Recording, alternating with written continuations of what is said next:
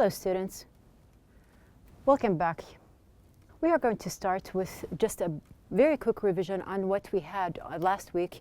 We ended our unit 5, which was the title, Do You Really Need It? We had something concerning a project. Now in this project mainly, we were asked to work in pairs or groups to think about the advertisements that you see, watch, or hear every day. They can be billboards, advertisements in magazines or newspapers, TV commercials, radio advertisements, leaflets, stickers, and so on. Now we are asked to turn one of these advertisements and think about another way to advertise the same product. Now this is what we have in our project. We can also use this kind of chart just to compare between the old advertisement and the new advertisement, and I remind you that it is about the same product.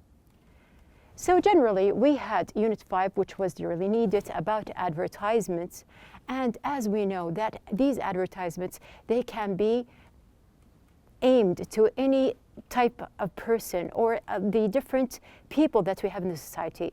They can be for older people, they can be for young people or children, they can be for mothers, they can be for family, they can be for teenagers or younger people. So we have here, there are different types of advertisements, and of course they can be for different genders.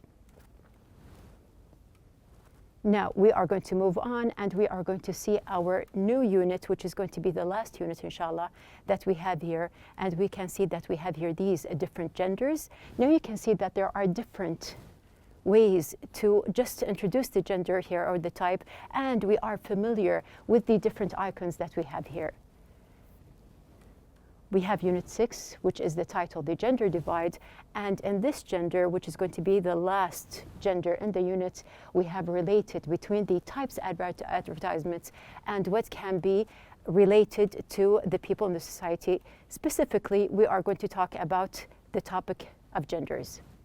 So moving on, we are going to start with the first lesson, which is Listen and Discuss. Now we do have these two symbols. We know that one is used for female and the other symbol is used for male. We have our question. In what ways do you think men and women behave differently? And we do have another question here. In what ways do you think their behavior is similar? So you can see that we have here once the verb, which is behave, and then another time we have the noun, which is behavior. Now we are talking about the similarities and the differences in behavior between male and female. So what do you think about it? We have our question here. Do you think there are more similarities or differences? So when you think about how each gender behaves, and once you have thought about the male behavior and the female behavior, what do you think? Do they have more similarities, or do you think that they have more differences? So this is a question just to put in mind. We have our objectives for the day. We're going to start with number 1, differentiate between genders. Number 2, to give personal thoughts about each gender based on character. Number 3, to infer the meaning of new vocabulary through context. And number 4, to answer questions. So we are going to start our lesson with a very short conversation here. Now you can see that we have these two females. Now we have here Sandy and Amal. I want you to listen to the short conversation that we have between them. So let's start. I think women talk much more than men. That's just a stereotype. Though I do think women talk more than men about certain things. Like what? Women like to talk about their feelings, but men usually don't. Men rather talk about sports or cars. Typical. Now here, Amal, she sees that it is very typical that men like to talk about sports or cars. Here, this short conversation shows that there is a difference between the two types. Now we are going to go more, and throughout the unit, we are going to think about the differences. Now, do you think you know a lot about men and women? So if you still don't have the complete idea, we are going to pass by true or false statements. Just put in mind that you are going to read these statements and put in mind the answer that you have, your personal thought. And after we finish our lesson, we're going to see if these statements are still the same that you have in mind. Now starting, we have the first statement here. Women talk more than men. Do you think it's true or false? The second one, women tend to worry more than men. Men are more truthful than women. So do you think that women lie more than men? Men are more easily bored than women. Women have a greater tolerance for pain. Women live longer than men.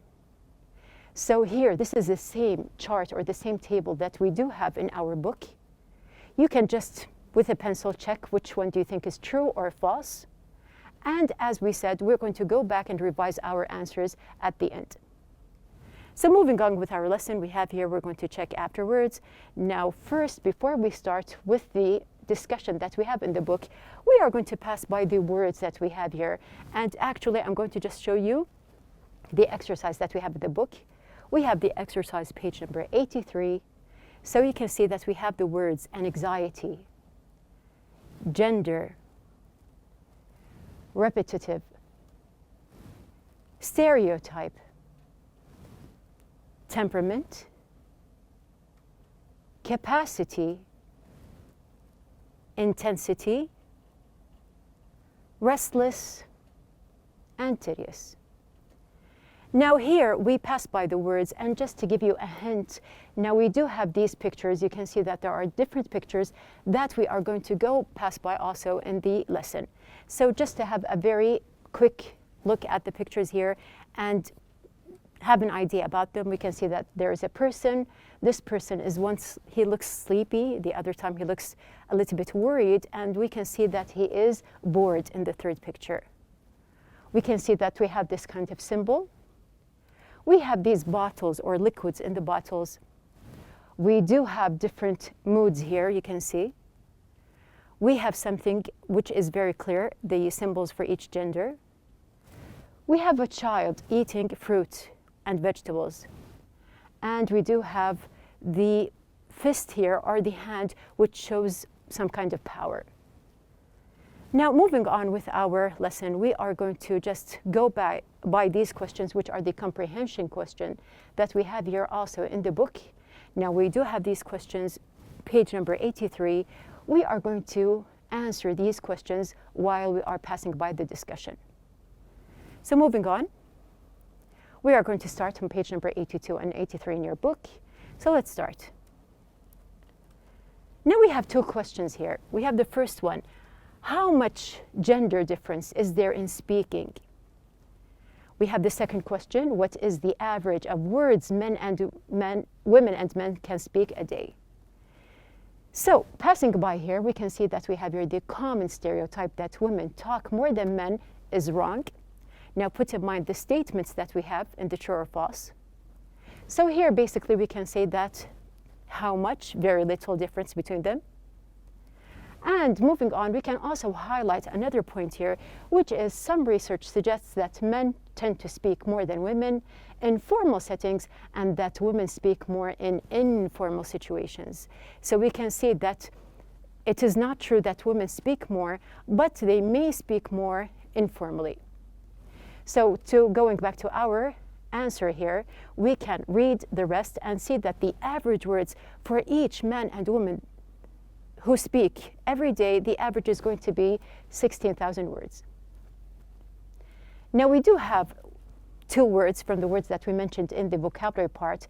We have the first word, which is stereotype. Now relating to the picture here that we have here, there's an idea that children, basically, they do not like to eat vegetables or fruit. Now this is just a stereotyped idea that we have here. Now we can say that stereotype is a widely held but fixed and oversimplified image or idea of a particular type of person or thing. So it's just an idea that people put in mind about a person or a thing. Also, we do have another word here. We have the word gender that we have already discussed. Now we can say basically that it can be referred, the word gender, to either one of the two, male and female, especially when considered with reference to social and cultural differences rather than biological ones. Moving on, we have here the second part, why do women worry more than men? We can say that studies show that women worry more frequently than men. So how is that? We can say that we have here women's brains produce less of a brain chemical called COMT, which controls anxiety. We do have one of our words, which is the word anxiety that we just mentioned. And you can see from this young man here that he for sure has an anxiety, which means here basically a feeling of worry, nervousness, or unease, typically about an imminent event or something with an uncertain outcome. After that, we have the question, why are women more likely to lie? And why do men lie more often? So what do you think about the statement that we said, who lies more? We can see basically that women lie frequently and men do too. So here we can see that it is an equal answer, but women try to not hurt a person's feelings and to avoid a conflict. That's the reason why they lie. On the other hand, we do have something about men more often lie in order to make themselves seem more impressive. Now, moving on, we do have, do men like to do tasks? So we have discussed about speaking in general. We discussed the topic about lying, we mentioned it, and also we have here about doing tasks in general. So we can say that, do men like to do tasks? We have here, studies show that men have more restless temperaments than women. Now we do have the word restless here. We can see that this young man, he is restless, meaning that we have here unable to rest or relax. Also, we have the other word, which is temperaments. Now here, when we said that there are different moods, actually, these are different temperaments. Now, these different temperaments means that we have different types of nature. A person's or an animal's nature, especially as it permanently affects their behavior. So each person has a nature, a special nature, which affects his or her way of behavior in general. And we can say also that this word can be used with animals. Now, moving on. Do men like to do tasks? So we have the answer, no, they don't. Then we have another point here. It is speculated that women do better in these situations because they have a greater ability to keep their thoughts and imagination active. So this is the reason why we have here women are better in doing tasks. We have the word capacity mentioned also in our vocabulary part. So we have here capacity, as we can see in these bottles, the maximum amount that something can contain. And actually, even people, each person, they do have different capacities to handle pressure, to handle heavy types of tasks that we can have or we are supposed to do. So we have here the word capacity can be used also with people, as we mentioned. Also, another word mentioned here is the word repetitive. Now we can say that something is going on and on, it is repeated. So we have here containing or characterized by repetition. The last word that we have here, which is from the vocabulary part, we have the word tedious. Now when we see this young man here, we can see that he is basically bored. So we have the word tedious here is too long, slow, or it can be dull. Now moving on. Why do women have lower tolerance for pain? So some people, they feel that women have the greater ability to tolerate with pain. Now actually here we can see that, however, the research seems to indicate that due to their body chemistry, women actually have lower tolerance for pain. So we can say that this is due to their body chemistry. Moving on, we have our word, which is the word intensity. Now intensity here, we have the hand. And I mentioned before, what does this picture symbolize? We can say that it can show strength or power. So we have here intensity. It actually shows power or strength. Now we have in our last part here, what is the average life expectancy in the US? We can see from the highlighted part that it is about 79 for women in general and only 72 for men. Now we have finished our part here. Just to check our answers, we can see that the first statement, what did you think? So did you answer, is it true or false? So from the discussion that we have in the book, we can see that the statement is actually false. However, the second one, women tend to worry more than men, we can see that this is true. Men are more truthful than women. This is false. So we said that they are together the same, equally. Men are more easily bored than women. This is true. Women have a greater tolerance for pain, so we discovered that this is false. And the last part, women live longer than men. We mentioned the life expectancy, which means that this one is true.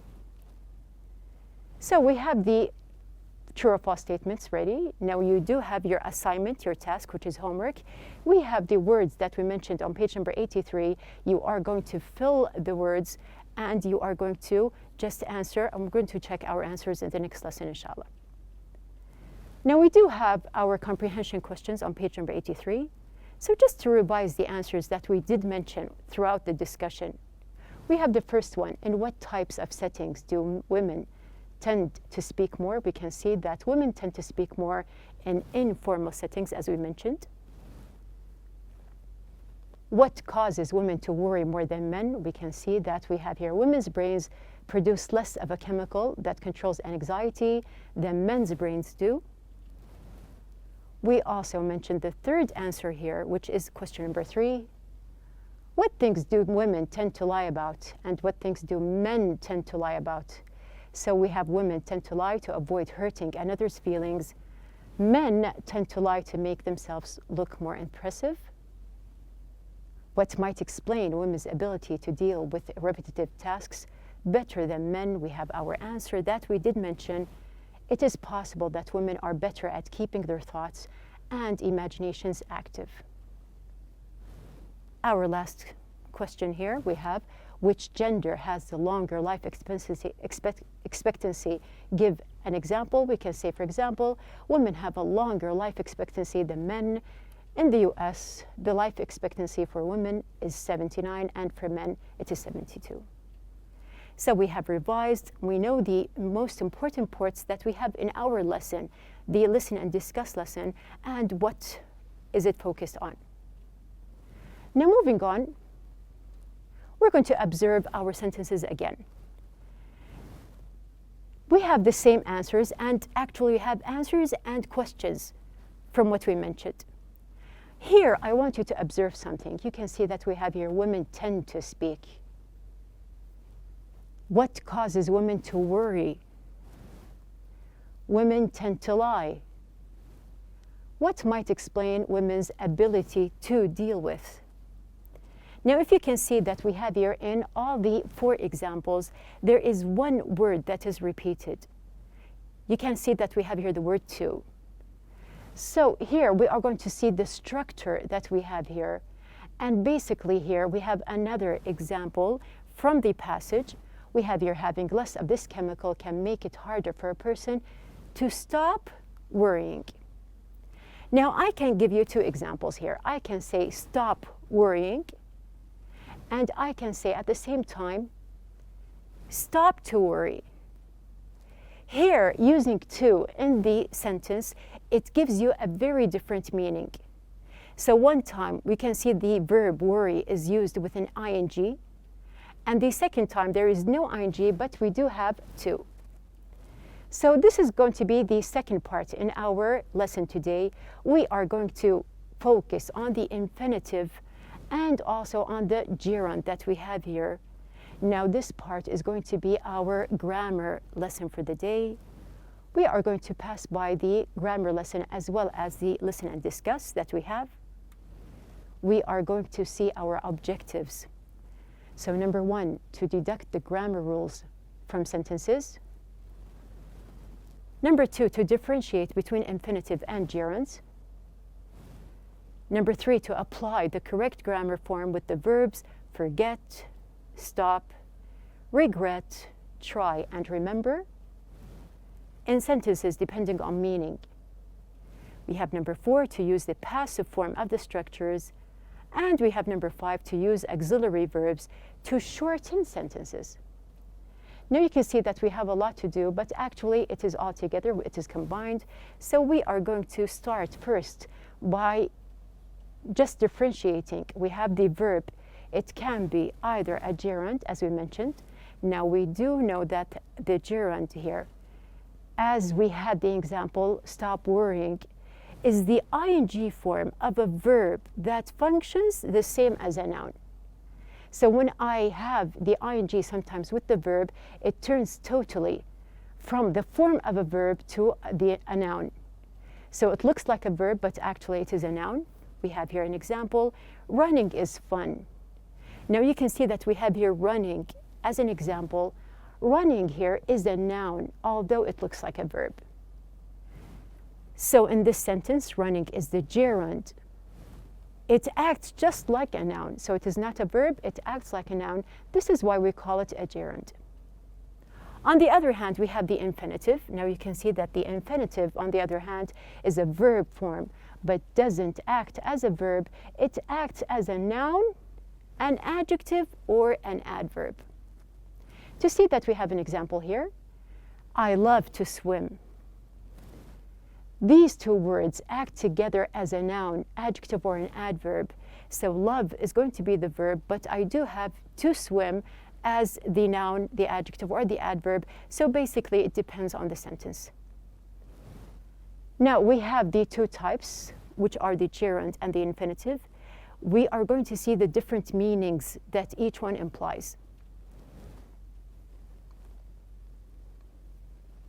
If the verb functions as a verb, what is the verb in the sentence? Where is the verb? So we are going to see 5 verbs. We have remember, forget, try, regret, and stop. Now, put in mind that we are going to focus on these 5 verbs that we have here. These 5 verbs, they do have a direct relation with either a gerund or an infinitive. So we have here our idea. Now, they come before the gerund or the infinitive, and note that we said before. Now, for example, let's just see the difference in meaning. He remembers to send his grandparents a gift on special holidays. You can see that we have here remembers to send. So we have the infinitive here with the verb remembers. Now this means that he remembers to do a task. He doesn't forget. On the other hand, we have here he remembers sending gifts last night. You can see that we have remember with sending, which is the gerund here. And here it means to remember have done something in the past. So you can see that there is a task that I want to do, and the other sentence, or with the gerund, it's something that I remember doing.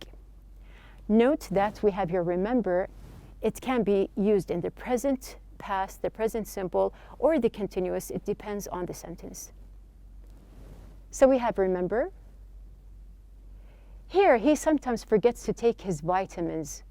So I'm using this time the verb forget with the infinitive. Now we have this old man here, not remember to do a task. He forgot to do it.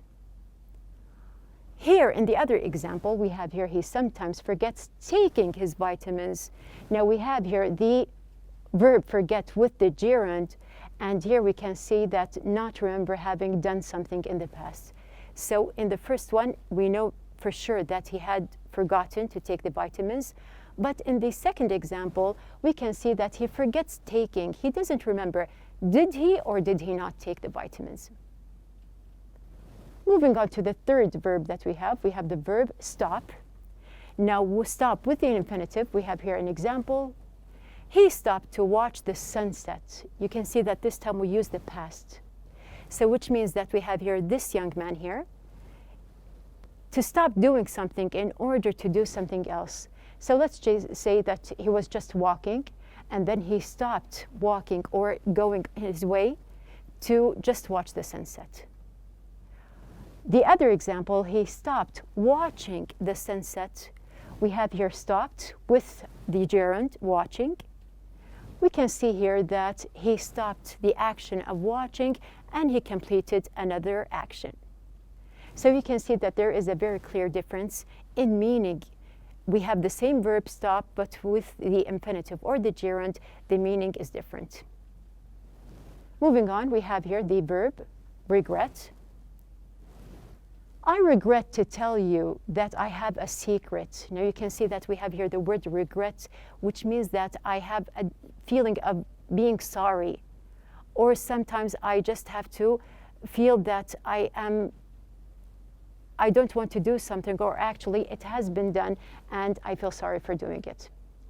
So in the first one, using with the infinitive, I regret to tell you that I have a secret. So here you have the meaning that I wish it wasn't necessary. I am going to tell you my secret, but I don't feel it is, or I wish that it isn't necessary. Here, the second example, we have here, I regret telling you my secret. We use regret with the gerund, and from the meaning, I wish it were possible to undo something.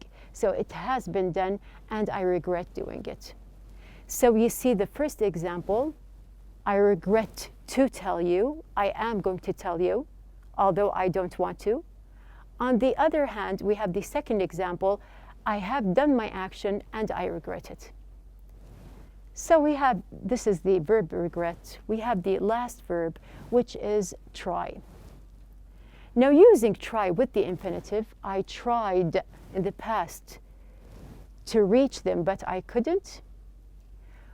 Here you can see that there is an attempt to do something. So I want to contact someone. I tried to reach them, but I couldn't. I tried several ways to contact them. When I use the other example, I tried reaching them by email. Here, using try with the gerund, try a specific method to reach a goal. So I have tried the first time to try different ways, but when I use the gerund here, I am making it specific. So I tried reaching them by email. Now you can see that we have used the 5 examples here, or the 5 verbs with both the infinitive and the gerund in different examples. You do have your exercise, which is on page number 84. Page number 84, we have circled the correct form in each sentence. So I'm going to just do 3 sentences with you to just understand the exercise here. Did you remember to shut or shutting the window before it started raining? So we're talking about something that happened in the past. Did you remember to shut the window? Did you do the task? He stopped to playing football after he hurt his knee. So we have something that is continuous here. So it's not just one action that I'm going to do and then I'm going to complete or stop doing. It is something for a long period. So here we have here, he stopped playing football. Number 3, if you haven't been able to get an answer from the boss on the phone, maybe you should try to sending him an email. So like the example that we just explained, you are doing something in specific here, which means that we have here sending. Now we do have some other things to observe. We're going to observe more. Now we did mention that we have here the gerund and the infinitive. We mentioned the basic part, which is using them with 5 different verbs. Now we are going to observe here these sentences. We have here, you are more likely to be told a lie by a man for a different reason. We have another example, they dislike being asked to do such tasks. So you can see that we have here be in both examples. One time it is like the infinitive. We have here to be told. And the other example we have here, be is like the gerund. There is an ing, being asked. Now, when you see these two examples, do you know who is actually the subject or who did these things? You are more likely to be told. Do you know who told you the lie? No. And in the second example, they dislike being asked to do such tasks. Do you know who is doing the asking here or who asks? No. So we do know that we are going to use the infinitive and the gerund, but this time we are going to use it with the passive because we do not actually know who is doing the verb. So, moving on, we have here passive forms of infinitives and gerund. The passive form of an infinitive is to use to, because we are dealing with the infinitive, but specifically with the verb be and the past participle. For example, we have here, everybody wants to be respected by somebody. We have here, wants to be respected. In the other example, we have here the passive form of a gerund is being plus the past participle. So we are dealing with the verb as a gerund. That's why we have here be with an ing. And then there is the past participle. So we have here being asked to settle an argument. Now the passive form, as we did mention, you can see that we have the object mentioned at the beginning. We have here to be, past the past participle for the infinitive. We have being, ing. There is no to, of course, because there is a gerund, with also the past participle and the rest of the sentence. To add something, since we are talking about verb to be here, we do have a relationship here between the verb, which is the helping verb in the sentence, and also the main verb in the sentence. Now, when I say that there is a helping verb in the sentence, what do I mean? Basically, we have here helping verbs. They are auxiliary verbs. So that's why when we have here verb to be, we know that actually verb to be is related to is, are, and am. And you can see that there are different auxiliary verbs here that are treated and they can be used in this sentence as a helping verb. They can be main verbs as well, but basically you know that they have a very important role as an auxiliary or helping verb. Now, what do we have here about these auxiliary verbs? We have using these auxiliary verbs after but or and here in sentences. So we're going to see some examples. Now, when an addition is made to a statement about or with but and or and, often the main verb is not repeated, so I can use them in the sentence to stop repetition. Instead, it is replaced with an auxiliary verb. So we have here, for example, but we can say, my sister isn't good at remembering special occasions, but my mother is. You can see that we have used the auxiliary verb or the helping verb is after but. John doesn't get frustrated easily, but Sam does. Also, we have here does is in the sentence. We can do the same thing with and. We can use the auxiliary verb after and. So we have here, he enjoys outdoor activities and his son does. So you can see that we have here and, the subject, and the auxiliary verb with to. And if it is a negative sentence, we have here, we don't like going for walks in this heat, and he doesn't either. We have here either in the sentence because we are dealing with a negative. Now you do have some exercises on page number 85. We also have other examples that we can see on page number 85, which are dealing with open answers here. Now, our outline of the day is, first of all, we discussed gender differences. We understood context through words and defined vocabulary. We also checked answers and answered other questions. In the other part of our lesson, which is the grammar, we have the discussion about infinitives and gerunds. We turned these infinitives and gerunds into passive forms, and we also used auxiliary verbs in the sentence. So this is our, or actually these are two lessons that we have here today.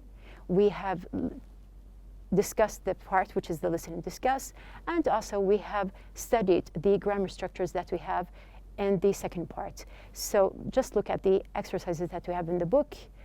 We will complete inshallah in our next lesson, so be ready.